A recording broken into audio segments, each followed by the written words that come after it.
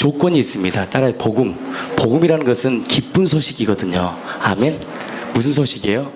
근데 이 기쁨의 소식이 중요한 조건이 있어요. 따라하십시오. 첫 번째, 절대적이어야 돼요. 이게 변하면 안 돼요. 복음은 세월이 흘러도, 시간이 지나도, 문화가 바뀌어도, 환경이 바뀌어도 이 기쁨의 소식은 절대 변하면 안 돼요. 절대적이어야 돼요. 두 번째 조건이 있어요. 복음의 조건. 따라하십시오. 영원하다. 영원해야 돼. 이 기쁨의 소식이 영원해야 돼요. 이것이 복음의 충족성이에요. 복음의 조건, 절대적이고 영원해야 돼요. 아멘. 만약에 절대적이지 않고 영원하지 않으면 그것은 복음이 아니에요. 잠시 순간 세상이 주는 소식, 기쁨이지만 하나님 위에서 보시는 기쁨의 소식의 조건은 뭐냐? 절대적이어야 돼요. 푸른 마르고 꽃은 시들어오고 세상의 문화 풍조는 발전하고 발달하고 찌라도 이 복음의 소식은 진리는 변하지 않아야 돼요. 절대적이어야 돼요. 또 한 가지 충족성, 영원해야 돼요. 이것이 될 때만이 이것은 복음이에요. 근데 하나님께서 이 변하지 않는 이 복음을 우리에게 허락해 주셨어요. 그게 뭐냐? 바로 예수님이 십자가에 죽으시고 부활하심이 왜 그토록 중요하냐? 왜 그것이 절대적이고 영원하냐? 아멘. 절대적이고 영원해야 돼요. 특별히 왜 그 많은 표적 가운데 십자가의 죽으심과 이 부활하심이 그토록 중요하냐? 그러면 그 전에 하나님께서 이 성경 66권을 기록하셨는데 선지자들을 통해서 목적이 무엇이냐? 성경을 기록하는 목적이 무엇이냐? 그것부터 보겠습니다. 자, 20장 30절 31절입니다. 같이 읽겠습니다. 시작. 같이 읽겠습니다. 시작. 오직 이것을 기록하면 너희로 예수께서 하나님의 아들이심을 믿게 하려 하며, 첫 번째는 뭐냐? 하나님의 아들 그리스도이심을 믿게 하려 하며, 믿음을 주려고 이 성경을 썼다는 거예요. 이 성경 전체에 하나님께 쓰신 목적이 뭐냐? 이 기록함의 목적이 뭐냐? 우리에게 교훈도 있고 여러 가지 풍족함도 이 성경을 통해 주려고 하지만 핵심이 뭐냐? 예수께서 하나님의 아들 그리스도이심을 믿게 하려 하며, 또 너희로 믿고 그 이름을 위하여 힘입어 생명을 얻게 하려 함이라. 이 두 가지거든요. 이 성경의 핵심은 뭐냐? 이 성경 안에 계시는 예수가 누구냐? 이 성경을 기록한 목적이 뭐냐? 예수께서 하나님의 아들 그리스도이심을 믿게 하려고. 근데 그 믿음이 뭐냐? 영원한 생명을 주신다는 거예요. 이게 우리의 행위, 일반 종교는 우리의 행위를 통해서 우리가 무언가 구원을 얻으려고 하지만 이 기독교, 개신교, 우리가 믿는 이 개신교는 우리가 예수를 믿는다는 것은 뭐냐? 그 예수를 믿을 때만이 뭘 얻느냐? 생명을 얻는데, 그 생명은 뭐냐? 아까 말한 두 가지 조건, 절대적이고 영원한 것을 우리에게 주신다는 거예요. 변하지 않는 절대적인 것과 영원하신 이 복음을 누구를 믿을 때 주느냐? 하나님의 아들을 믿을 때 하나님께서 우리에게 주신다는 것입니다. 그러면 그러면 이 성경 전체를 기록한 뭐에 대한 기록이냐를 한 번 더 보겠습니다. 첫 번째는 뭐냐? 성경을 기록한 목적이 무엇이냐? 다른 거 아니에요. 여러분들께서 이 성경 66권을 딱 핵심으로 정의를 내리면, 왜 성경이 기록돼야 돼? 왜 성경을 봐야 돼? 왜 성경이 우리 안에 이 성경 66권이 중요해 라고 얘기했을 때, 이 성경을 한마디로 정의할 때 성경은 뭐에 대한 기록이다? 오직 예수께서 하나님의 아들 그리스도이심을 믿게 하려고 이 성경을 기록했다. 이거 여러분들 안에 딱 정립이 돼야 돼요. 이 성경 66권을 내가 왜 봐야 되는지, 왜 내가 성경을 봐야 되느냐? 믿으려고. 두 번째는 뭐냐? 너희로 믿고 그 이름을 뭐예요? 힘입어 생명을 얻게 하려 함이라. 그러면 도대체 이 성경의 핵심의 기록, 이 목적이 이 두 가지인데, 그럼 성경은 누구에 대한 얘기가 굉장히 중요합니다. 여러분들 이것이 명확하지 않으면 이단에 빠지게 되고, 때로는 뭐냐? 삶의 이 신앙에 이 성경을 봐도 어떻게 성경을 봐야 될지를 몰라요. 아멘. 근데 성경은 누구에 대한 기록이냐? 우리 성경 한번 다시 찾아보겠습니다. 누가복음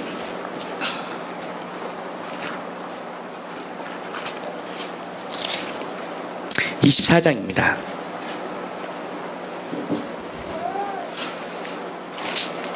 24장 44절입니다. 우리가 다시 한번 이 복음에 대해서, 성경에 대해서 한 번 더 우리가 정확한 정립을 하고요. 정말 이 성경을 통해서 우리에게 말씀하시는 것이 무엇인지를 알아, 저는 저와 여러분들이 능력 있는 그리스도인이 되기를 축복합니다. 자, 그러면 성경에서 무엇을 우리가 픽싱해야 되느냐, 초점을 맞춰야 되느냐. 자, 24장 44절입니다. 같이 읽겠습니다. 시작. 또 이르시되 내가 너희와 함께 있을 때에 너희에게 말한 바 곧 모세의 율법과 선지자의 글과 시편에 나를 가리켜 기록된 모든 것이 이루어져야 하리라 한 말을 이것이라 하시고. 그러니까 뭐예요? 성경에 대한 이 모세의 율법, 창세기, 출애굽기, 레위기, 민수기, 신명기, 토라, 모세 오경, 그 다음에 율법서죠. 또 선지자, 또 시편. 오늘 우리가 처음에 시편을 낭독했잖아요. 이 시편에 낭독된 모든 것은 뭐냐? 누구에 대한 기록이다? 나를 가르쳐 기록된 모든 것이 이루어져야 하리로. 그럼 무슨 말일까요? 이 땅에 오실, 메시아로 오실 그 예수에 대한 그 사건을 예표하시고, 그 예표된 그 사건이 누구를 통해 이루어지는 거다? 예수 그리스도를 통해서 이루어지는 사건이 뭐다? 성경이다. 그게 모든 모세 율법, 선지자, 글, 시편, 누구에 대한 기록이 다 나에 대한 기록이야. 여러분 놀랍잖아요. 어떤 성경도, 제가 저번 주도 얘기했죠, 경전도 무엇을 이어내 놓고 그것을 이룬 종교가 하나도 없어요. 근데 이 1400년, 1500년 동안 수많은 시간 가운데 하나님이 선지자들을 택해서 자신에 대한 이야기를 그 역사 가운데 해놓으시고 그것을 이루었던 어떤 역사책이 하나도 없는 거예요, 경전이. 근데 하나님은 이 모든 일들을 선지자를 통해서 계획하시고 말씀하시고 이루었다는 것입니다. 그러면 이것은 누가 하신 거예요? 모든 인생을 섭리하시는, 주관하신 하나님께서 하셨다는 것이에요. 여기서 우리가 가져야 될 정말 은혜가 뭐냐? 하나님이 내 인생의 주인이 되면 우리도 우리의 인생을 하나님이 주관하시고 개입하시고 간섭하시고 이끄신다는 거예요. 근데 그 중심축이 누구냐? 예수예요. 그 중심이 축이 누구냐? 예수라고요. 자, 하나 더 보겠습니다. 누가복음 24장 27절입니다. 같은 말. 24장 27절입니다. 예수님이 부활하시고 살아나시고 엠마오로 가는 제자들에게 나타나서 자신에 대한 얘기를 하는 거예요. 자, 27절 시작. 이에 모세와 모든 선지자의 글로 시작하여 모든 성경에 쓴 바 자기에 관한 것을 자세히 설명하신 것이다. 아멘. 모세와 선지자, 이 모든 글 가운데 있었던 이게 어떤 내용인지를 궁금했는데 자기에 관한 것을 누가 설명한 거예요? 부활하신 예수님이 자세히 설명하신 거예요. 아멘. 자, 하나 더 보겠습니다. 요한복음 5장 39절입니다.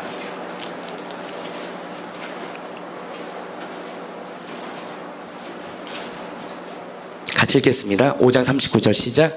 너희가 성경에서 영생을 얻는 줄로 생각하고 성경을 연구하거니와 이 성경이 곧 내게 대하여 증언하는 것이다. 누가 얘기한 거예요? 예수님이 전능자가 사람으로 이 땅에 오셔서 우리들에게 직접 말씀하신 거예요. 아멘. 우리가 신학을 공부하다 보면 모세 오경은 모세가 쓰지 않았다라는 학설이 있어요.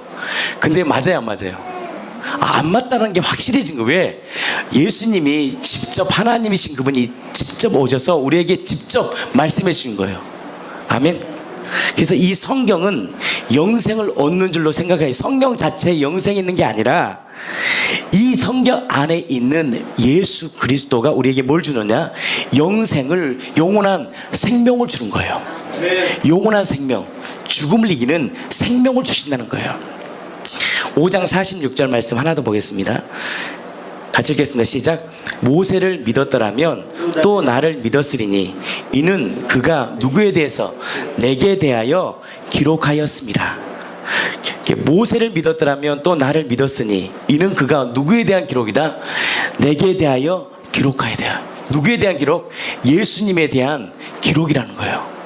성경 전체는 뭐냐? 예수에 대한 기록이에요. 그래서 우리의 핵심이 뭐냐? 예수가 누구인지를 명확히 알 때 뭐가 생기냐? 믿음이 생기고, 그 믿음이 내 안에 구체적으로 세울 때 뭐가 되냐? 진짜 그분이 할 때 회개가 터지고, 그 회개가 터질 때 구체적으로 뭐냐? 예수님을 진짜 나의 주인으로 모실 수 있다는 거예요. 아멘. 그러면 왜 그토록 예수님의 그 십자가의 죽으심과 부활하심이 그토록 중요하냐? 사도 바울이 고린도전 15장 3절 4절에 복음의 핵심이 왜 십자가와 부활을 말씀하실까요? 수많은 사건들을 기록하셨지만 왜 이렇게 십자가의 부활을 그렇게 복음의 핵심으로 강조하냐? 왜냐하면 따라하십시오. 우리의 죄를 사하기 위해서는 반드시 죽어야 한다. 그래서 핵심이 중요해요. 죽음이 중요한 거예요. 우리 죄를 사하기 위해서는 반드시 뭐 해야 돼요? 죽어야 돼요. 그것을 로마서 6장 23절 말씀이잖아요. 죄의 삭은 뭐라 그래요? 사망이다. 하나님의 은사, 선물은 그리스도 예수 우리 주 안에 있는 뭐라 그래요? 영생이다. 영원한 생명이다라는 거예요. 그러면 우리 죄를 사하기 위해서 반드시 죽어야 되죠. 왜? 죄의 삭은 뭐니까? 사망이니까. 그래서 반드시 피 흘려야 돼요. 왜? 히브리서 9장 22절에 보면 율법을 쫓아 거의 모든 물건을 피로써 정결케 되나니 피 흘림이 없은즉 사함이 없어요. 아멘. 그래서 이 복음의 핵심이 십자가 부활이냐? 다른 것도 많은데 왜 이것을 그렇게 집중해서 선포해야 되느냐? 피 흘림이 없이는 제 사함이 없어요. 그러니까 십자가 없이는 뭐예요? 절대 제가 용서할 수 없기에 십자가는 뭐냐? 복음의 핵심이에요. 죽음은. 네. 그래요, 안 그래요? 네. 십자가가 없다면 그러면 예수님이 예를 들어서 석가모니가 뭘로 죽어요? 86세 때 탁발하다가 고기 먹다가 식중독으로 죽었거든요. 식중독으로 죽었다가 예를 들어서 3일 만에 우연히 살아났다. 이러면 이 효력이 없는 거예요. 복음의 효력이. 반드시 이 복음, 죄의 삭새 사망에 이 사망을 이기려면 반드시 뭐냐? 피 흘림이 있어야 돼요. 아무리 살아나도 이것이 명확한 피 흘림이 없으면 죄의 사함이 없는 거예요. 그래서 이 십자가는 복음의 핵심 사건이에요. 아멘. 왜? 피 흘림이 반드시 있어야 돼요. 아멘. 왜? 이건 누가 제정한 거예요? 율법을. 하나님이 완전한 율법을 제정하신 거예요. 그래서 피 흘림이 없으면 죄사함이 없는 거예요. 반드시 피를 흘려야 돼. 그러나 십자가를 자랑하는 동시에 또 뭘 자랑했느냐? 고린도전서 15장 17절에 예수께서 부활이 없으면 우리가 여전히 뭐가? 죄 가운데 있을 것이다 라고 얘기합니다. 그래서 이 십자가의 죽으심과 이 부활은 뭐죠? 동전 양면처럼 하나도 없어서 안 되는 복음의 핵심 사건이 뭐냐? 바로 십자가의 죽으심과 부활하심이에요. 그러니까 여러분들 부활을 통해서 이 십자가를 바라보지 않을 때 진짜 하나님의 사랑을 못 느끼고요, 십자가만을 강조하다 보면 그 흘리신 피가 누구이기 못하기 때문에 느낌과 감정으로 가다 보니까 뭐가 되느냐? 자신의 의가 드러나는 것입니다. 그래서 복음은 이 부활을 통해서 십자가로 가는 거예요. 근데 이 중요한 게 뭐냐? 피가 중요하죠. 예수님이 흘리신 피가 굉장히 중요합니다. 그 피 흘림이 있었기 때문에 우리가 죄사함이 있었던 거예요. 그 죄사함이 있었기 때문에 뭐예요? 영원한 생명이 있었다고요. 예수를 안다는 것은 뭐냐? 예수가 나에게는 누구냐는 거예요. 그분이 누구예요? 바로 우리에게 뭘 줬어요? 영원한 생명을 주신 분이에요. 이게 복음이라는 거예요. 이 복음을 선포할 때 이걸 받아들인 자에게 뭐가 있어요? 생명이 있는 거예요. 근데 문제는 뭐냐? 피도 중요하고 십자가 사건 자체도 중요하지만 더 중요한 게 뭐냐? 이것이 누구의 피인가가 더 중요해요. 또 한 가지, 십자가에서 예수님만 죽은 게 아니라 많은 사람이 죽었단 말이에요. 수많은 사람이 십자가에서 죽었단 말이에요. 근데 십자가 그 자체가 중요한 게 아니라 십자가에서 누가 죽었는가가 더 중요해요. 십자가에 죽으신 분이 누구인지를 모르면 십자가의 그냥 사건은 한 사람의 죽음뿐이에요. 아멘. 또한 그 피 또한 하나님의 관점에서는 만약에 내가 흘리신 피야 라고 얘기할 수 있지만, 인간의 관점에서는 이것을 믿을 수가 없는 거예요. 그리고 그 피 또한 우리에게는 아무런 의미가 없는 거예요. 그러나 이 부활하심이 왜 중요하냐, 십자가에서 죽은 예수 그리스도가 누구의 피냐, 하나님이신 것이 확증될 때 십자가에서 하나님이 죽으신 것이며 십자가에 흘리신 피는 누구의 피냐, 하나님의 피라는 거예요. 아멘. 우리 성경을 한번 찾아보겠습니다. 사도행전입니다.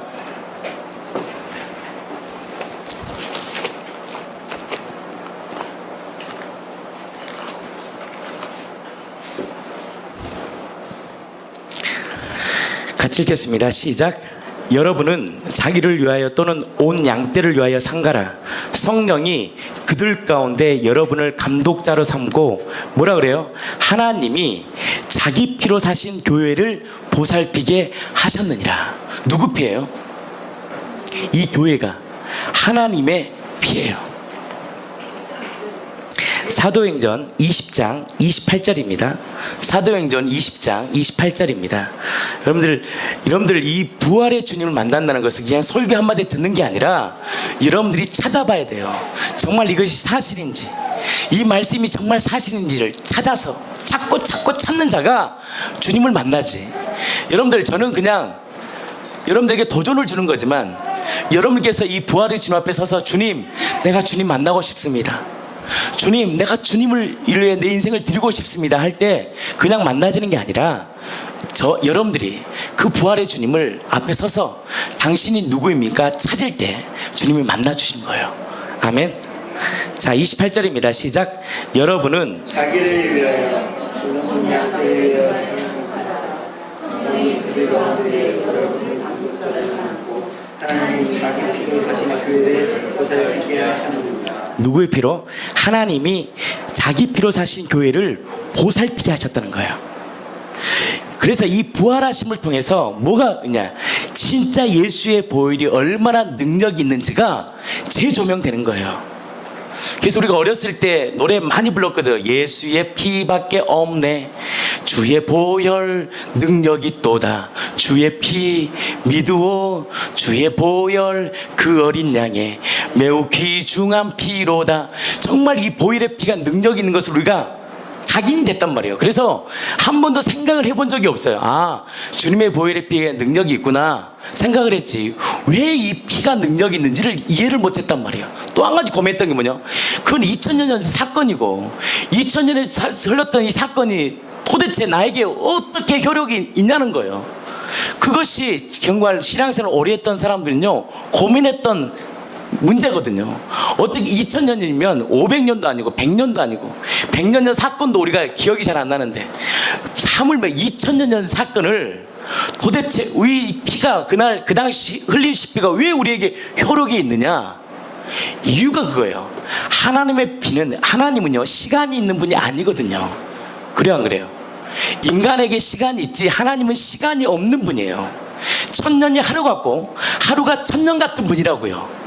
그러면 십자가의 사건이 하나님 보기에는 언제 사건이에요? 오늘 이 사건이란 말이에요. 왜? 하나님은 영원하신 분이기 때문에 뭐가 없어요? 시간이 없는 거예요. 시간이 없다는 것은 뭐냐? 다른 말로 죽음이 없는 거예요. 죽음이 있기 때문에 뭐가 있어요? 시간도 있는 거지. 우리가 만약에 죽음이 없으면 시간도 의미가 있을까 없을까요? 의미가 없는 거예요. 하나님에게는 시간이 의미가 없는 거예요. 아멘. 그래서 이 영원하신 하나님의 피이기 때문에 2000년의 사건이지만 오늘 이 시간에도, 오늘도 우리에게는 효력이 있다는 거예요. 근데 문제는 뭐냐, 이 복음이 뭐냐, 내가 주님을 위해 뭔가 흘리신 피가 아닌, 내가 뭔가 공의를 선을 행하고 선행을 하고 뭔가 공덕을 쌓는 것이 아니라, 이 복음은 2000년 전에 우리의 모든 죄를, 저주를 끊으셨다는 거예요. 누가? 예수님이. 이것을 믿는 자가 뭐가 있느냐? 구원이 임한다는 거예요. 근데 이것을 믿어질까 안 믿어질까요? 안 믿어진다는 거예요. 문제는 우리의 가치 체계, 우리의 생각 체계로는, 이 느낌과 감정으로는 결단코 이것을 믿을 수 없는 사건이라고. 왜? 한 번도 우리가 경험하지 못한 사건이고, 역사까지도 우리가 어떻게 이것을 믿을 수 있겠냐라는 생각이 딱 들어오면요, 믿을 수가 없는 거예요. 그래서 하나님께서 뭘 줬느냐? 증인을 준 거예요. 그래서 여러분들 12명의 제자가 성경에 보면 잘 먹고 잘 살았다는 사람이 없어요. 다 12명의 제자들이 어떻게 해요? 또 그 위에 많은 제자들이 그분을 위해 다 순교를 해버려요. 누구를 위해? 예수를 위해 다 순교를 해버려요. 여러분, 종교라는 게 굉장히 웃깁니다. 왜 불교도 종교를 원래 석가모니는 종교를 만들 원한분이 아니었어요. 제자들이 만든 거예요. 종교에는 뭐가 따르냐? 반드시 돈이 따르고 명예가 따르고 권력이 따라요. 사람이 많이 모이면 거기는 돈이 따르고 명예가 따르고 권력이 따르는데, 특이하게 예수님의 제자들은 권력에도 관심이 없고 명예에도 관심이 없고 어떤 돈에도 관심 없고 오직 누구를 위해 살아가느냐? 예수님을 위해 살아가는 거예요. 왜 그러느냐? 그들이 뭘 봤느냐? 여러분들, 인간은요, 가치 체계가 땅의 것으로 집중할 수밖에 없어요. 우리는요, 인간 자체가 육신의 정욕, 안목의 정욕, 이생의 자락밖에 없어요. 우리의 마음 자체가요, 하나님이 거하지 않는 마음이기 때문에 인간은 다 똑같아요. 육신의 세상의 관점밖에 없는 거예요. 솔직히 아무도 만약에 이 부활의 주님 앞에 서지 못한다면 어느 누구도요, 자신 있는 사람이 아무도 없어요. 왜? 우리가 태어날 때부터 우리의 가치 체계가 땅의 것으로 탁 어둠 가운데 탁 쳐져 있기 때문에 결단코 돈에 자유해질 수 없고 명예에 자유할 수 없고 또 어떤 여러 가지에 자유할 수밖에 없는 게 우리 인간이라고요. 인간의 마음은 하나님을 떠났기 때문에 어둠이에요. 그래서 뭐냐? 세상의 것으로 가득 차 있단 말이에요. 인정하십니까? 절대요, 인간은요. 그래서 예수님의 제자들도 웃깁니다. 결국 뭘 따지냐? 이 땅에서 한 사람은 뭐예요? 오른편에서, 한편 옆에서 뭐가 되고 싶었냐? 국무총리가 되고 싶어요. 이 땅에서 예수님이 왕이 되면 자기들이 자리 한 자리 차지하고 싶은 욕망이 그들 가운데 있었어요. 예수님이 부활 이전에 예수님의 제자들은 다 뭐에 관심 초점이었느냐? 땅의 것 초점이에요. 근데 그것이 당연하다, 당연하지 않다. 당연하다는 거예요. 인간은요, 결단코 이것을 자유해 줄 수 없어요. 근데 그들이 이 땅에 가지고 있는 이 육신의 정욕, 보여지는 것에 눈을 돌려 영원 나라를 바라보게 했었던 그 사건이 뭐냐? 예수님이 부활하신 거예요. 이 예수님이 부활하심이 딱 선명해지니까 뭐야? 이 땅이 전부가 아닌 뭘 볼 수 있었냐? 영원하신 그 나라를 바라보게 하는 이 초점이 뭐냐? 예수님의 부활하심. 그래서 사도 바울은 세상의 모든 것들을 배설물로 여기고 오직 예수님의 죽으심과 부활하신 영원한 생명을 전할 수 있었던 이유는 뭐냐? 성경을 많이 봐서가 아닌 예수님의 부활하심을 통해서 뭘 볼 수 있었느냐? 그의 눈이 영원한 세계의 눈을 딱 뜬 거예요. 아멘. 이것이 떼어지지 않으면 인간은, 제가 반복하지만, 땅의 것에 집착할 수밖에 없는 마음을 가져요. 인간의 마음만큼 부패한 마음이 없어요. 어제도 좋았던 사람이 오늘 하루에 숨 말 한마디에 변화되는 것이 인간이고요. 인간은요, 세상에 길들여져 있는 종의 노예예요. 절대 인간의 마음이 바뀔 수가 없어요. 여러분들, 그래서 인정하십시오. 인간만큼 부패한 마음이 없어요. 진짜 인간의 마음은 부패해서 어둠이단 말이에요. 근데 이것을 깨뜨리는 것이 아니, 성경의 지식이 아니고 성경 공부가 아니라 뭐예요? 아멘. 그것을 딱 목격하니까 그들의 가치 체계가 뭐 입었느냐? 땅의 것이 아닌 뭘 보게 되느냐? 영원한 진짜를 볼 수 있는 눈을 주는 거예요. 2000년이 지난 우리들에게는 그러면 어떻게 그걸 볼 수 있냐는 거예요. 봐요, 안 보여? 못 보는 거예요. 이게 힘든 거예요, 사람이. 2000년에 그 사건 때 봤던 사람들은 헌신할 수 있겠다 하지만, 근데요, 웃긴 게 예수님을 봤던 자들도 예수님을 배신하고 의심합니다. 여러분들, 예수님을 봤다고 해서, 그때 실제로 봤다고 해서 믿어지는 것도 아니에요. 이것을 믿게 하는 분이 누구냐? 성령이에요. 아멘. 성령이 아니고서는 예수님을 주로 고백할 수 없어요. 아멘. 그러면 자, 보겠습니다. 예수님이 하나님이 아들이라는 것을 우리가 우리의 가치 체계로 제가 아무리 설교하고 역사학적으로 얘기해도 절대 믿을 수 있는 게 아니에요. 아멘. 요한복음 보겠습니다.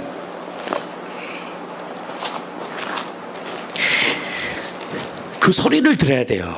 그 소리를 듣지 않으면 절대요 알 수가 없어요. 그래서 우리가 기도해야 될 게 하나님의 그 소리를 듣게 해주십시오. 하나님의 성령의 소리를 듣게 해주십시오. 이거 기도해야 돼요. 백날 여러분 역사학자들이 이 예수의 부활을 파헤친다고 믿는 게 아니에요. 아는 것과 믿는 것은 달라요. 믿었다는 것은 뭐냐? 그분이 내 안에 사는 거거든요. 자, 근데 믿게 하는 것이 누구냐? 성령인데, 자, 요한복음 3장 8절입니다. 자, 7절부터 읽겠습니다. 시작. 내가 내게 거듭나야 하겠다는 말을 놀랍게 여기지 말라. 8절 시작. 바람이 임의로 불매 내가 그 소리는 들어도 어디서 와서 어디로 가는지 알지 못하니 성령으로 난 사람은 다 그러하니라. 이게 성령으로 나려면 뭐가 있어야 돼요? 바람이라는 것은 뭐냐? 푸니마라는 뜻을 바람으로 표현한 거예요. 성령은 임의로 불매. 성령이 오늘 이 시간 받아라 한다 그래서 성령을 다 받는 게 아니라 성령이 원하는 사람에게 성령을 줘요. 아멘. 성령이 원하는 자에게 성령을 주는데 그건 성령님의 마음이에요. 우리가 할 수 있는 게 아니에요. 성령께서 역사해야 된단 말이에요. 절대 우리 마음대로 성령 받고 싶다고 받는 것도 아니고 성령은 성령께서 주시는 거예요. 하나님이 원하시는 자예요. 근데 뭘 들을 수 있느냐? 내가 그 소리는 들어도 어디서 와서 어디로 가는지 알지 못하나니 성령으로 난 사람은 다 그러하니라.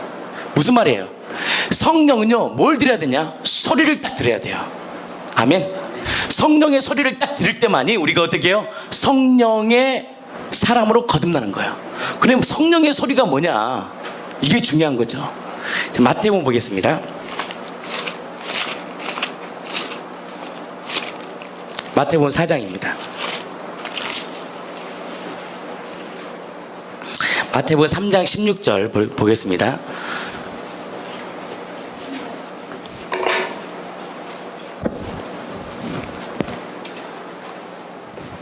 같이 읽겠습니다. 시작. 16절부터 보겠습니다. 시작.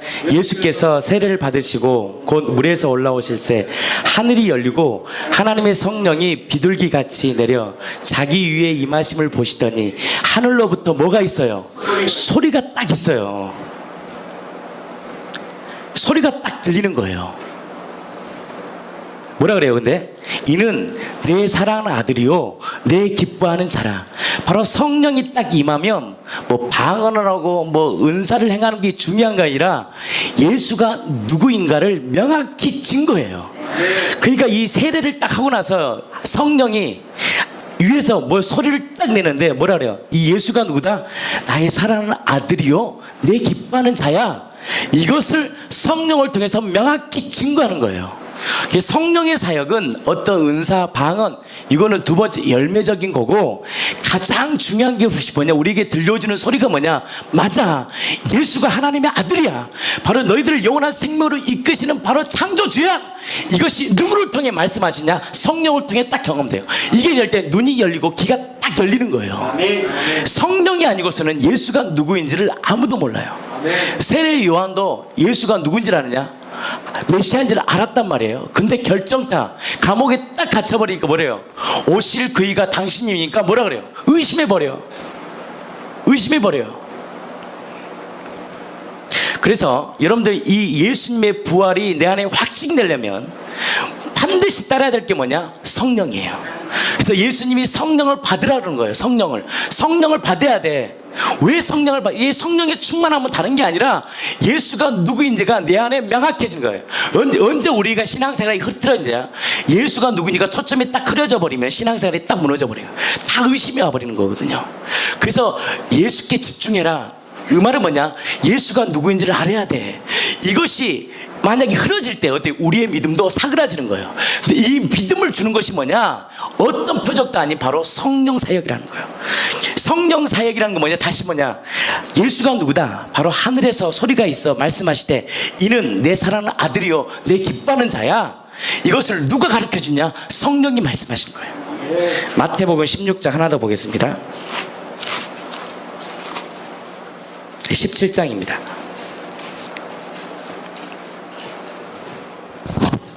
그래서 우리가 성령을 간구해야 돼요. 왜 성령을 간구해야 되느냐? 성령을 간구해야 되느냐? 이 성령만이 예수가 누구인지를 가르쳐주는 확실한 표적이 뭐냐? 성령이에요. 자, 성령이 예수님의 확실한 하나님의 아들이심을 증명해요. 아멘. 17장 5절입니다. 시작. 말할 때 호련히 빛난 구름이 그들을 덮으며 구름 속에서 뭐라 그래요? 또 소리가 나서 이르시되 뭐라 그래요? 이는 내 사랑하는 아들이요 내 기뻐하는 자니 너희는 그의 말을 들으라 하시니라. 또 하늘에서 뭐가 울려 퍼지냐? 성령을 통해서 소리가 들려요. 여러분들 막 성령의 음성 들린다고 사람들이 뭐 사랑하는 선이야, 내가 너를 사랑하노라, 이런 게 성령의 사역이 아니라, 성령의 사역은 뭘 정확히 말씀하느냐? 너희가 믿는 예수가 하나님의 아들, 바로 그리스도야. 이것이 증명하는 게 성령 사역이에요. 아멘. 이 성령을 받을 때만이 이 역사적 사건, 이 부활하심이 내 안에 명확히 증명되는 게 뭐냐? 성령이에요. 자, 하나로 보겠습니다. 그러면 이 성령이, 그러면 예수가 하나님이라는 걸 누구만 알고 있어요? 하늘에 계신 하나님만이 딱 아는 그 비밀이에요. 비밀. 이 비밀을 사람들이 알기는 몇 명이 알았지만 확실한 증거가 되지 못했어요. 이 사람이 정말 하나님의 아들이야. 근데 이것이 부활의 사건을 통해서 하나님의 아들이 증명됐지만, 그러면 이 시대에 살아가는 우리들에게 이것이 어떻게 2000년이 지난 우리들에게 증거되냐는 거예요. 무덤을 팔 것도 아니고, 무덤도 지금 어디 있는지 모르고 역사적으로 고증되었지만 이것을 명확하게 알고는 것은 뭐냐? 성령이라니까요. 성령이 아니고선 이것이 확증될 수가 없어요. 그러면 이 성령이, 근데 이것이요 동일하게 언제도 역사했느냐? 오순절에도 예수님의 부활을 목격한 자들도 언제 능력 있게 그분을 증거했느냐? 성령 받고예요. 자, 보겠습니다. 사도행전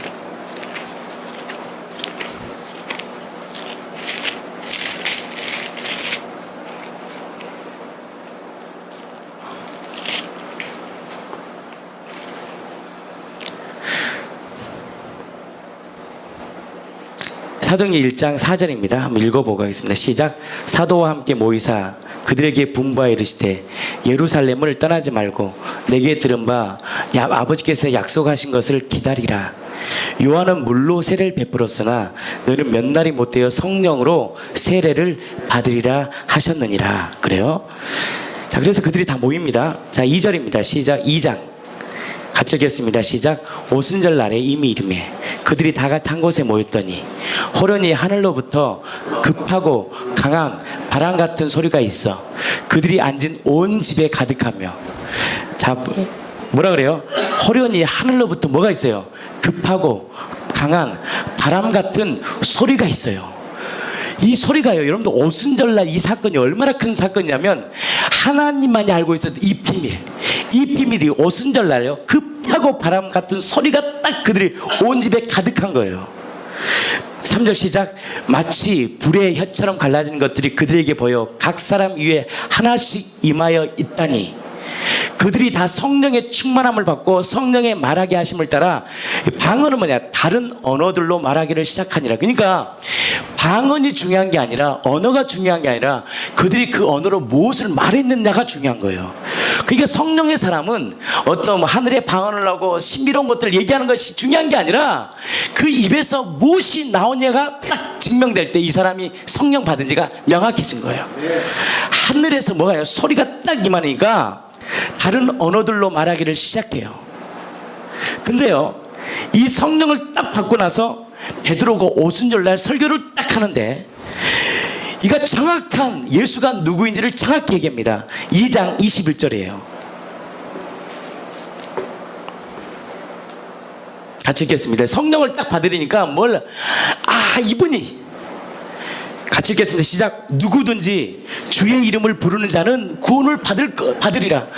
누구든지 주의 이름을 부르는 자는 구원을 받으리라. 이러면서 이 예수가 모든 사람들의 메시아고 구원자임을 확실히 알고 성령을 받으니까 자기만 아는 것이 아니라 모든 회중 가운데 선포해버려요. 여러분, 이것은 엄청난 유대인들에게는요, 이건 엄청난 사건이에요.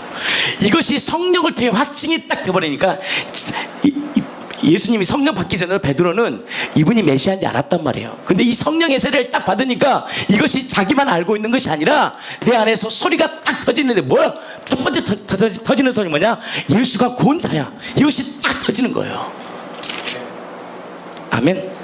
그러면서요, 구약의 메시지들을 쭉 나열합니다. 시편에 대한 말씀들을 나열하면서 바로 36절을 딱 선포한 거예요. 그런즉 이스라엘 온 집은 똑똑히 알아. 확실히 알아야 돼. 너희가 십자가에 못 박힌 예수를 하나님이 주와 그리스도가 되게 하셨어. 이것이 바로 성령을 받은 자의 고백이에요. 누구냐? 성령을 딱 받아버리니까 자기 안에 있었던, 그래, 예수가 하나님이지, 예수가 메시아야, 이것이요, 성령을 통해서 강력한 성령이 내 안에 임하니까 그 입에서 뭔 소리가 나오느냐? 소리가 딱 터지는데, 뭔 소리가 터져요? 바로 예수님이 누구요? 주와 그리스도가 되게 하셔서, 주, 바로 그분이 하나님이야, 그분이 그리스도 메시아야. 이것이 딱 소리가 터져 나오는 거예요. 그래서 성령의 사역은, 제가 저번 주도 얘기했지만, 뭘 증거하는 사역이다? 예수님이 주와 그리스도함을 선포하는 거예요.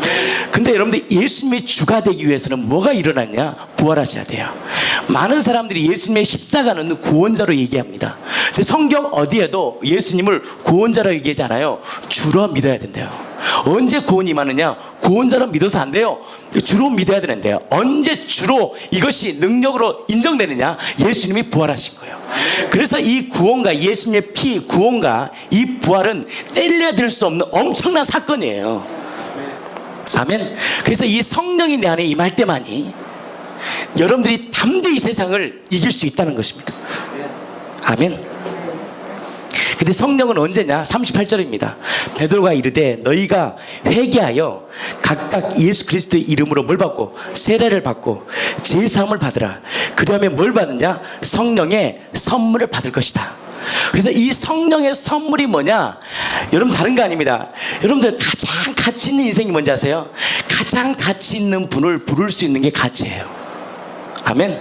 여러분들, 우리 인생에 가장 가치 있는 것이 뭐냐면, 가치 있는 분을 나의 아버지라 부를 수 있다는 거, 이것만큼 가치 있는 인생이야.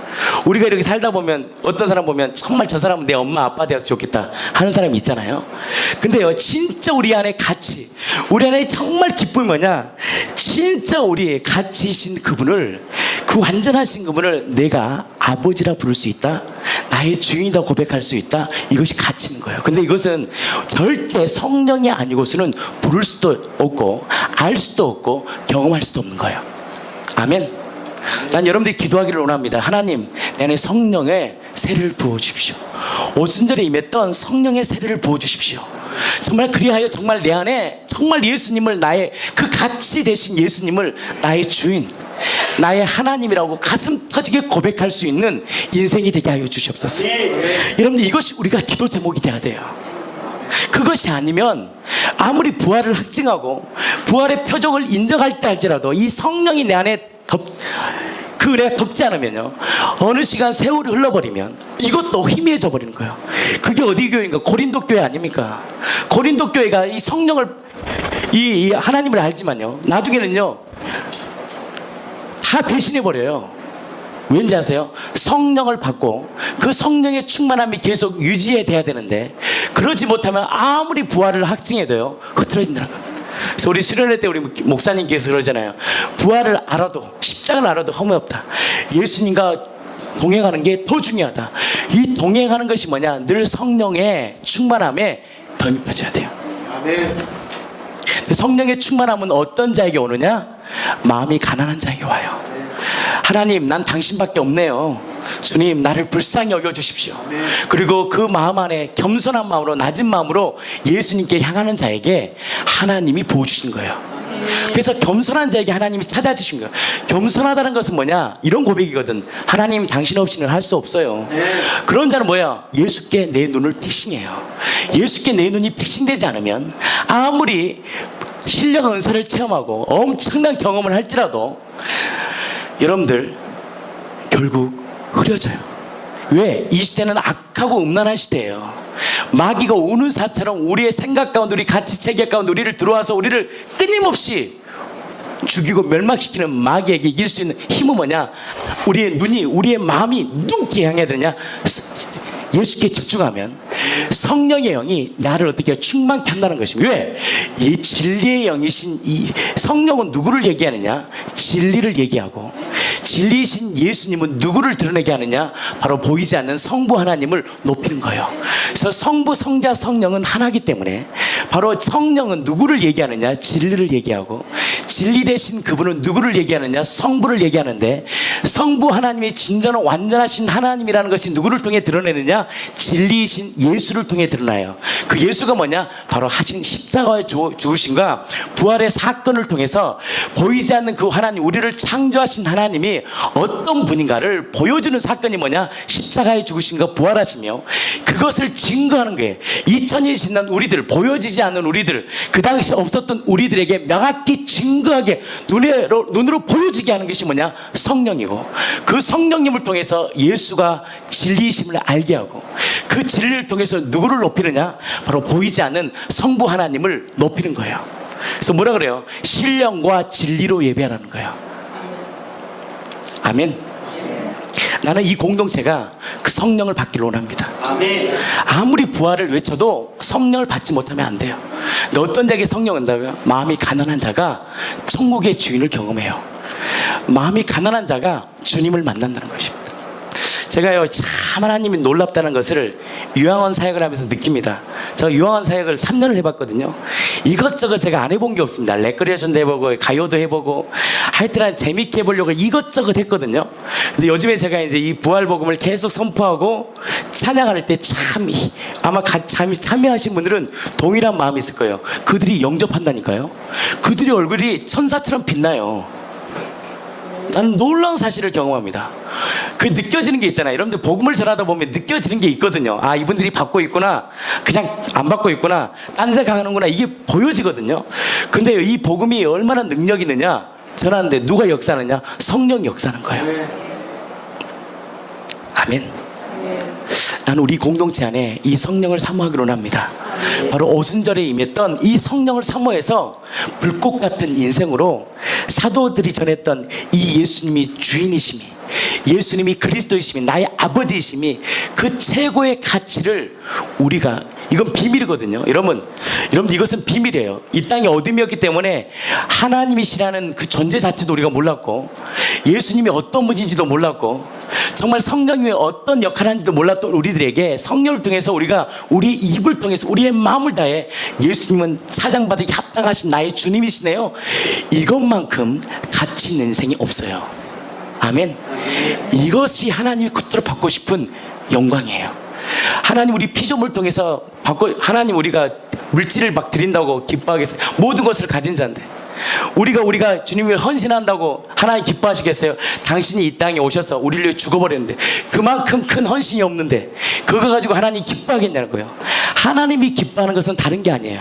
우리를 창조하신 그분이 우리에게 가장 받고 싶은 고백은 다른 게 아니라 고백을 받고 싶은 거예요. 우리의 마음의 고백 안에 하나님, 맞습니다, 당신이 나를 창조하신 나의 주님이시며 나의 아버지시네요, 이거 하나 받고 싶은 거예요. 이거 하나 받고 싶어서 어떻게 해요? 이 땅에 사람으로 오셔서 우리를 위하여 죽으시고 부활하신 거예요. 그 영광을 돌려드릴 때 하늘에서 뭐가 주냐? 평강이 임하는 거예요. 하나님은요, 성령이, 영은 우리의 깊은 동기를 보거든요. 언제 하늘에서 영광이, 평강이에요. 내 안에서 뭐가 터져질 때 그 성령님을 통해서, 맞습니다, 당신이 나의 주인이시며 나의 아버지시며 나의 모든 것 되세요 라고 고백하고 높여지는 그 예배 가운데 위에서부터 뭐가 하다되느냐?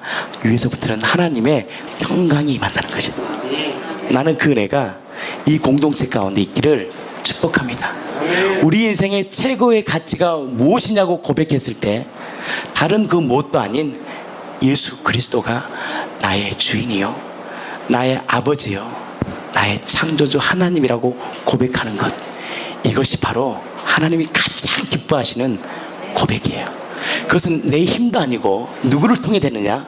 성령이에요. 그 고백 가운데 뭐가 있느냐? 구원이 임하여. 그 구원은 죽었다 천국 가는 구원도 있지만 이 땅에서 삶을 넉넉히 이길 수 있는 그 능력을 주님이 부어주신다는 거죠. 아멘. 그 은혜가 이 공동체에 있기를 축복합니다. 기도하겠습니다.